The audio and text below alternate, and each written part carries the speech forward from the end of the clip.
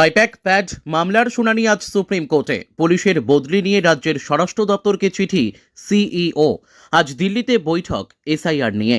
মুর্শিদাবাদ হুমায়ুন কবিরের মেয়ের শ্বশুরবাড়ির ব্যাংক অ্যাকাউন্ট ও সম্পত্তি ফ্রিজ করল পুলিশ। মাদক পাচার সহ একাধিক মামলায় শহরে উদ্ধার বিপুল অস্ত্র। গড়িয়াহাট থেকে বাইপাস যাওয়ার অটোতে হচ্ছিল পাচার। অটো আটকে উদ্ধার বিপুল আগ্নেয়াস্ত্র। 6টি আগ্নেয়াস্ত্র সহ 11 রাউন্ড কার্তুজ উদ্ধার। সুপ্রিম কোর্ট রাজ্যের ডিজিকে নির্বাচন কমিশনের কাজের অসহযোগিতার জন্য শোকজ করল। চূড়ান্ত ভোটার তালিকা প্রকাশ আরও কিছুটা পিছিয়ে যাচ্ছে। কি কারণে? বিভাগ কেন বলবে? দরকার নেই। তুমি জেলার সঙ্গে কথা বলো, ব্যাপারটা তো জেলা, বিভাগ কোনো ফ্যাক্টর না।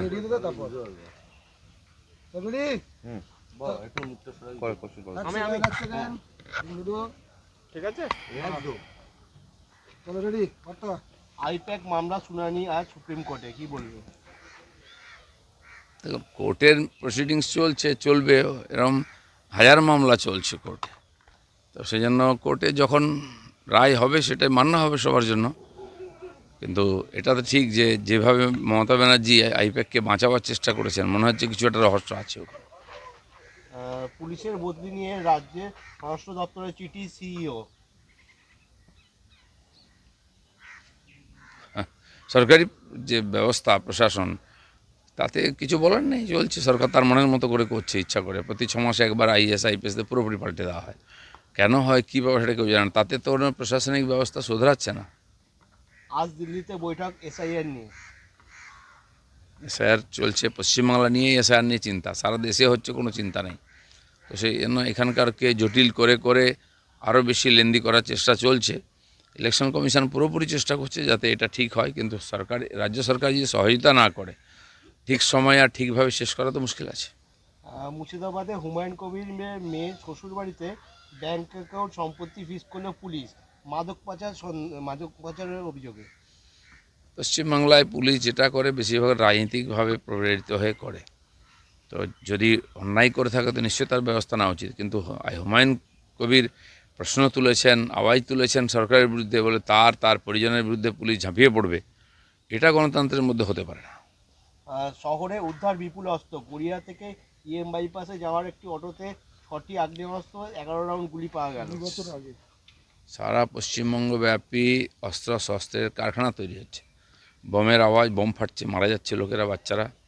বন্দুক তো কলকাতায় পাওয়া যাচ্ছে, জেলায় জেলায় পাওয়া যাচ্ছে। তো সারা দেশ থেকে বোম বন্দুক এখানে জমা করা হচ্ছে বোধহয় ইলেকশনটাকে রক্তাক্ত করার জন্য। সেজন্য সরকারের উপর তো ভরসা কম আছে।